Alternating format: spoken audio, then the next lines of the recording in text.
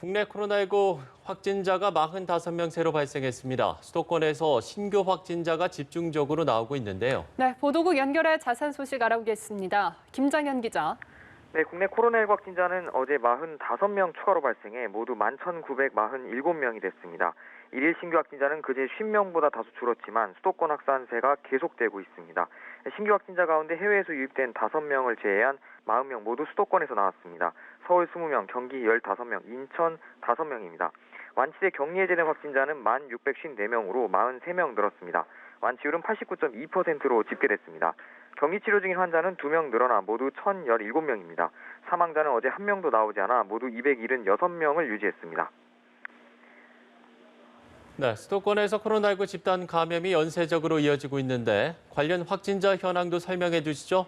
네, 수도권에선 코로나19 집단 감염이 연쇄적으로 일어나고 있습니다. 한 집단에서 발생한 감염이 제2, 제3의 집단으로 퍼져나가면서 연일 확진자가 늘고 있는 건데요.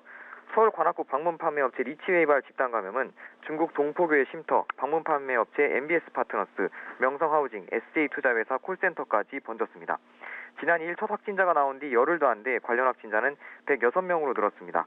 어제 정오 이후에만 13명이 추가로 발생했습니다. 이 누적 확진자 106명 중 60대 이상 고령자는 73명으로 68.8%를 차지했습니다. 서울 양천구 탁구장에서 시작된 집단 감염은 용인 큰나무 교회에 이어 경기도 광명 어르신 보호센터로도 번졌습니다. 특히 탁구장발 감염은 다른 경로를 타고 삼성전자 수원 사업장으로까지 번지며 탁구장발 관련 누적 확진자가 50명을 넘었습니다. 삼성전자는 수원 사업장 청소 용역업체 직원이 확진 판정을 받자 이 직원이 근무한 스마트 제조동을 폐쇄하고 직원 1,000여 명을 재택근무하도록 했습니다. 이달 들어 새로 발생한 확진자가 대부분 수도권에서 나오자 정부가 방역 조치를 강화하고 있죠. 네, 이달 들어 국내 지역사회 발생 확진자 426명 중 96.7%가 수도권에서 발생했습니다. 이에 따라 정부가 방역 조치를 강화하고 있는데요.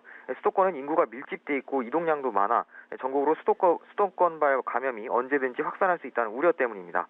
정부는 수도권 대유행 가능성에 대비해 공동치료센터의 추가 운영을 검토하기로 했습니다. 지금은 서울시와 경기도가 공동치료센터를 한 곳씩 운영하고 있습니다. 또 정부는 전국의 산발적인 집단 감염을 막기 위해 콜센터, IT기업, 육가공업체 등 1,750여 개 사업장과 50여 개 물류센터를 긴급 점검하고 있습니다. 특히 외국인 근로자 고용사업장 방역 조치를 점검해 사각지대가 발생하지 않도록 관리를 강화하고 있습니다. 앞서 정부와 지자체는 결혼식이 많이 열린 지난달 전국 예식장 64곳을 합동 점검했습니다. 점검 결과 이들 예식장 모두 마스크 착용, 발열 검사, 방명록 작성, 손 소독제 비치, 개인 접시에 음식 덜어먹기 등은 잘 이루어진 것으로 나타났습니다. 다만 행사 탁자 최소 1m 이상 간격 유지는 33%, 식사 때 거리 두기는 13% 정도만 지켜지고 있어 관할 지자체의 관리 감독 강화를 요청했습니다. 지금까지 보도국에서 전해드렸습니다.